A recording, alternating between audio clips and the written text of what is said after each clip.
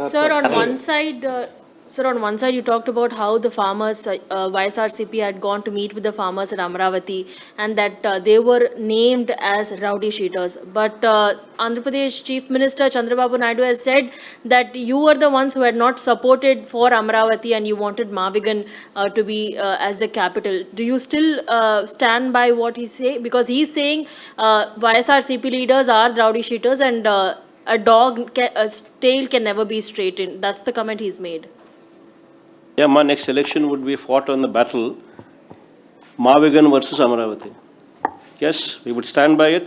We are for Mavigan. Everybody who is for Mavigan will vote for YSRCP. Everybody who is for Amaravati will vote for Chandrababu. We will stand by it. We will make it an election issue for them. We'll put it up in the manifesto also. Mavigan, YSRCP. We will stand by it. Let's see how people will vote.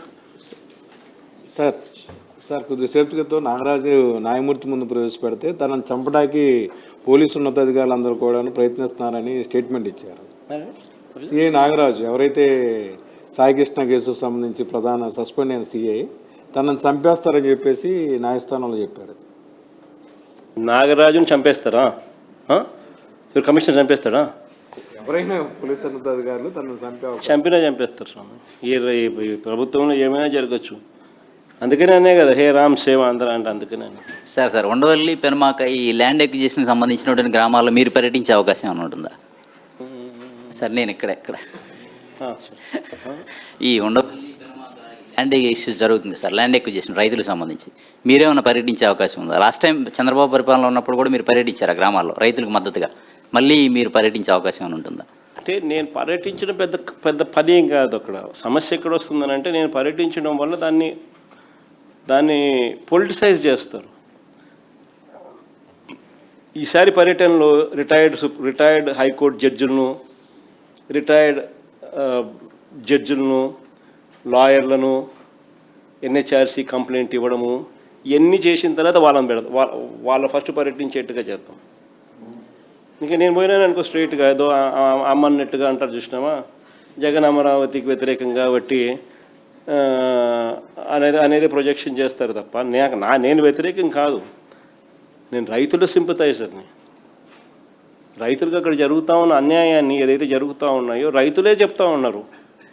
ఎందుకు అన్యాయం చేస్తూ ఉన్నామని చెప్పి రైతుల తరపున మనం అడుగుతూ ఉన్నాం, ప్రశ్నిస్తూ ఉన్నాం. ప్లస్ నువ్వు చేస్తూ ఉన్న స్కాములు ఏదైతే ఉన్నాయో జెన్యున్గా నువ్వు చేస్తూ ఉన్న స్కాములు ఆధారాలతో సహా చూపిస్తూ ఉన్నాం. ఆధారాలతో సహా చూపిస్తూ ఉన్న ఈ స్కాములు కాకుండా ఎలా పోతాయి?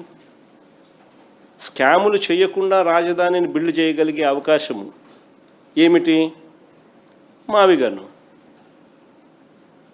ఏ స్కాములు లేకుండా రాజధాని అనేది బ్రహ్మాండమైన రాజధాని అనేది ఏర్పాటు ఎలా అవుతుంది? మావిగన్ను. మచిలీపట్నంలో పోర్టు, విజయవాడలో ఇంటర్నేషనల్ ఎయిర్పోర్టు, గుంటూరులో ఆల్రెడీ డిఫరెంట్ టీచింగ్ ఇన్స్టిట్యూట్స్,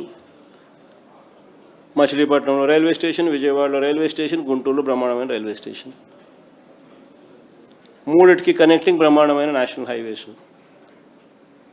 అన్నీ బ్రహ్మాండంగానే ఆల్రెడీ ఉన్నాయి. నువ్వు చేయాల్సిందల్లా ఏమిలే, ఆ బిల్డింగ్ ఆడ కట్టుకోకుండా ఇక్కడ కడితే చాలు. అంతకని చేయాల్సిన ఏం పనిలే. ఏ స్కాములు లేకుండా బ్రహ్మాండమైన క్యాపిటల్ మావిగన్ వస్తుంది.